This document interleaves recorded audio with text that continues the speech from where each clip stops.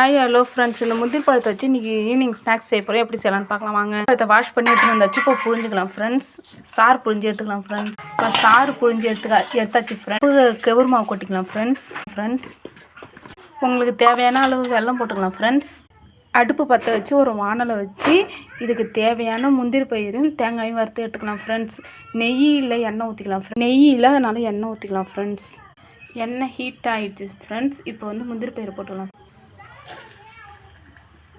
முந்திரி பயிர் நல்லா வெந்துருச்சு. முந்திரி பயிர் எடுத்து அடுப்பை ஆஃப் பண்ணிட்டு எடுத்துகிட்டு கொட்டிக்கலாம் ஃப்ரெண்ட்ஸ். முந்திரி பயிரும் போட்டுக்கலாம் ஃப்ரெண்ட்ஸ். தேவையான அளவு வாசனைக்காக ஏலக்காய் போட்டுக்கலாம் ஃப்ரெண்ட்ஸ்.